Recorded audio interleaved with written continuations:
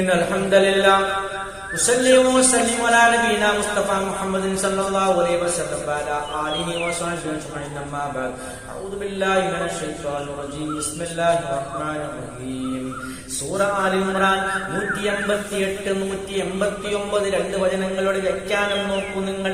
വലാ തഹ്സബന്നല്ലദീന യഫ്റഹൂന ബിമാ അതൂ വലാ തഹ്സബന്ന നിങ്ങൾ വിചാരിക്കേണ്ട അല്ലദീന യാതൊരു കൂട്ടരെ കുറിച്ച് യഫ്റഹൂന അവർ ആഹ്ലാദിക്കുന്നു ബിമാ അതൂ അവർ കൊണ്ടുവന്നതിനെ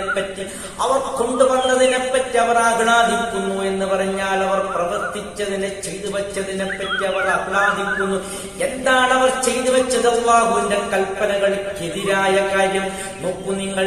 അള്ളാഹുവിന്റെ കൽപ്പനകൾക്ക് എതിരായ ദീനിലില്ലാത്ത കാര്യങ്ങൾ പ്രവർത്തിക്കുകയും അങ്ങനെ അതിൽ ആഹ്ലാദചിത്തരാകുകയും ചെയ്യുന്ന ഒരു വിഭാഗം. അത് മാത്രമല്ല അവർ ആഗ്രഹിക്കുന്നു അവർ സ്തുതിക്കപ്പെടുന്നതിന് ആഗ്രഹിക്കുന്നു, ജനങ്ങളാൽ സ്തുതിക്കപ്പെടുന്നതിന് ആഗ്രഹിക്കുന്നു. എന്തിന്റെ പേരിലാണുള്ള പറയുകയാണ് വിമാലം അവർ പ്രവർത്തിക്കാത്തതിന്റെ പേരിൽ.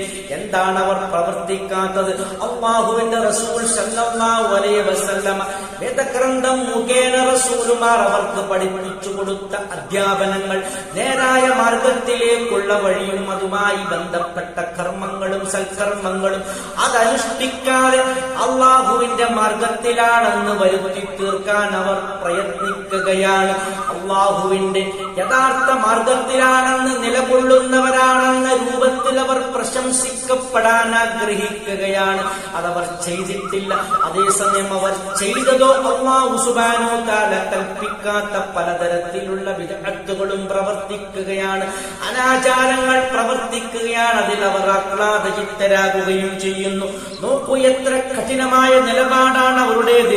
വലാ തഹ്സബന്നഹും നിങ്ങൾ വിചാരിക്കേണ്ട ബിമഫാസത്തിൻ മിനൽ അദാബ് ആ ശിക്ഷയിൽ നിന്നും അവർക്ക് ഭാഗ്യം ലഭിച്ചു എന്ന്, അതായത് ആ ശിക്ഷയിൽ നിന്നും മോചനം ലഭിച്ചു എന്നും നിങ്ങൾ വിചാരിക്കേണ്ട. വലഹും അദാബുൻ അലീം അവർക്ക് വേദനാജനകമായ ശിക്ഷയുണ്ട് എന്നാണ് അല്ലാഹു പറയുന്നത്.